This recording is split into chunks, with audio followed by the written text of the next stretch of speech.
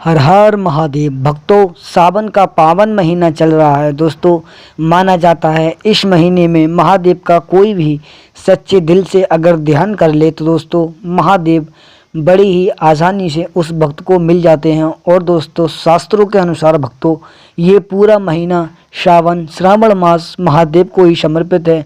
अगर दोस्तों आपके भी मन में नाना प्रकार की चर्चाएं चल रही हों कि महादेव को कैसे खुश करें, कैसे प्रसन्न करें, तो दोस्तों आज जितने भी आपके मन में भगवान से रिलेटेड, भगवान शिव से रिलेटेड जितने भी सवाल हैं आपको मैं इस वीडियो में एक एक करके बताते जाऊंगा। और साथ ही मैं ये भी बताऊंगा, अगर दोस्तों आप भी महादेव को पूजते हैं और महादेव की दोस्तों हर दिन हर रोज़ पूजा करते हैं तो दोस्तों श्रावण मास में हम महादेव की असीम कृपा और ज़्यादा कैसे पा सकें ताकि हमें उनकी असीम कृपा की अनुभूति हो।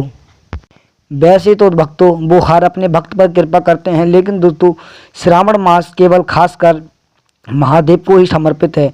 दोस्तों श्रावण मास के बाद दोस्तों जितना भी भोर होता है, जितना भी पृथ्वी का कार्य होता है वो महादेव के हाथों में सौंप दिया जाता है। तो दोस्तों महादेव 4 महीने हमारी संसार को चलाते हैं। और दोस्तों जब भगवान विष्णु शयन मुद्रा से उठते हैं, दोस्तों मैं बता दूं शयन मुद्रा में भगवान विष्णु को जाने के बाद इस पूरी पृथ्वी का कार्यभार महादेव ही संभालते हैं। ऐसे में दोस्तों अगर आप महादेव की कृपा पाने के लिए छोटे छोटे उपाय करेंगे तो आपकी बड़ी से बड़ी मनोइच्छाएं भी पूर्ण हो सकती हैं। अगर भक्तों आपने सच्चे मन से ही शिवलिंग पर दूध चढ़ा दिया तो इससे भी आपकी इच्छा जो भी है बहुत ही जल्दी पूर्ण हो सकती है। माना जाता है ऐसे में भगवान शिव को जल चढ़ाना बहुत ही बेहद खासकर माना जाता है। ऐसे में जब श्रावण मास का महीना चल रहा हो और दोस्तों कहावत भी महादेव पर सही बनी है। दोस्तों सभी भक्त कहते हैं कि 1 लोटा जल हर समस्या का हल। ये कहावत दोस्तों मेरे भक्तों ऐसे ही नहीं बनी है, किसी न किसी ने ये ट्राई किया होगा, किसी न किसी ने महादेव पर विश्वास करके ये जल चढ़ाया होगा तभी भी उसकी इच्छा पूर्ण हुई है। अगर दोस्तों ज़्यादा बड़ा कार्य नहीं है भक्तों, अगर आप करना चाहें तो कर सकते हैं। अगर दोस्तों एक सोचने की बात है भक्तों, अगर आपके 1 लोटा जल से केवल महादेव खुश होंगे और आपकी हर कोई सी इच्छा पूर्ण कर देंगे तो दोस्तों ये आपकी बहुत ही मूर्खता वाली बात होगी। क्योंकि दोस्तों भगवान का भी कभी स्वार्थ नहीं देखते हैं, भगवान केवल जो देखते हैं वो भक्त के सामने वाला भक्त का भाव देखते हैं। अगर दोस्तों आपके भाव अच्छे हैं और आप केवल महादेव पर जल ही चढ़ा दो तो दोस्तों उससे भी आपकी इच्छा अवश्य ही पूर्ण हो सकती है। और भी दोस्तों छोटे छोटे ऐसे उपाय हैं जो महादेव को इस महीने ज़्यादा खुश कर सकते हैं। अगर दोस्तों आप भी घर बैठे भगवान का अभिषेक करना चाहते हैं, शिवलिंग का रुद्रा अभिषेक करना चाहते हैं तो वो भी आप बड़ी आसानी से और बड़ी ही आसान विधि से कर सकते हैं। ये विधि दोस्तों आपको आज तक किसी ने नहीं बताई होगी।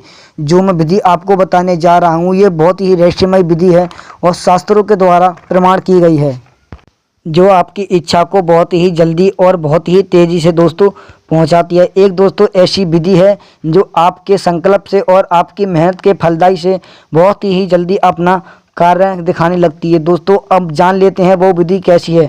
अगर ये जानने से पहले अगर आप भी महादेव के सच्चे भक्त हैं तो कमेंट बॉक्स में हाँ लिखें और नहीं है तो कमेंट बॉक्स को खाली छोड़ दें। अब दोस्तों जान लेते हैं वो विधि कौन सी है। दोस्तों कुछ लोग बिना सोचे ही समझे महादेव पर कोई भी जल चढ़ा देते हैं। दोस्तों शास्त्रों में कहा गया है शुद्ध गंगा जल, और दोस्तों शुद्ध ही गंगा जल नहीं हो आपके पास तो शुद्ध ताज़ा जल भी आप चढ़ा सकते हैं। दोस्तों उसमें थोड़े कच्चा दूध होता है दोस्तों उसमें थोड़ी सी बूंद मिला लें, दोस्तों शहद की बूंद मिला लें और दोस्तों उसके बाद गुलाब जल भी डाल लें। ये दोस्तों पंचामृत की ऊर्जा को जागृत करता है और महादेव के रुद्राभिषेक में पूर्ण कार्य है। दोस्तों आपकी ये विधि पूरी संपूर्ण मानी जाती है। अगर आप दोस्तों इस प्रकार से महादेव को रोज़ जल चढ़ाते हैं तो ये महादेव आपकी कृपा बहुत ही जल्दी पूर्ण कर सकते हैं।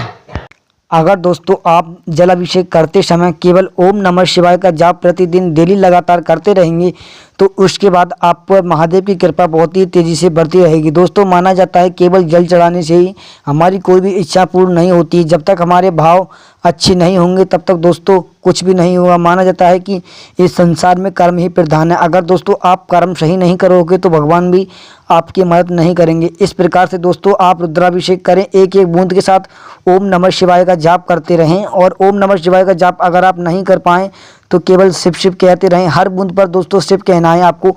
इस प्रकार से अगर आप जल चढ़ाओगे तो आपका रुद्राभिषेक पूरा माना जाएगा।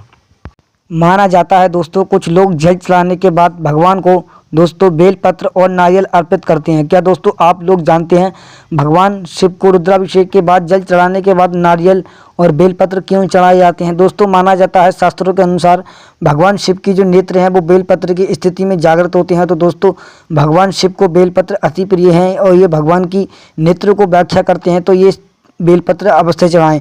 और दोस्तों जब नारियल भगवान को चढ़ाया जाता है, ये शंकर भगवान को महादेव को सबसे प्रिय भोग माना जाता है, ये समर्पण त्याग करता है। अगर दोस्तों आप ये 2 वस्तुएं चढ़ा देते हैं तो आपकी इच्छा बहुत ही आसानी से पूर्ण हो सकती है और आपका रुद्राभिषेक भी संपूर्ण माना जाएगा।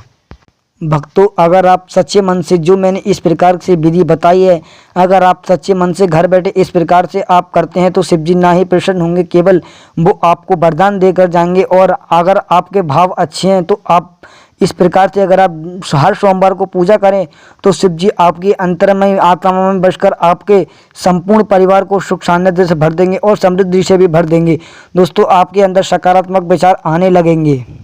भक्तों ना ही वो आपको सुख शांति देंगे, केवल आपके मार्ग में आ रही सभी बाधाओं को हटा देंगे और दोस्तों आपको संपूर्ण सानिध्य से हर वैभव से परिपूर्ण कर देंगे। अगर दोस्तों आप भी एक रहस्यमयी और हर प्रकार से सिद्धि साधना करना चाहते हो तो हमारे चैनल को सब्सक्राइब करें, बेल आइकन को प्रेस करें और वीडियो को लाइक करें। और दोस्तों आपको लगता हो आपके परिवार और आपके मित्रगण ऐसे इस प्रकार से पूजा करना चाहते हैं, कोई भी आपका मित्र भगवान महादेव का सच्चा भक्त है तो उसे भी शेयर करें।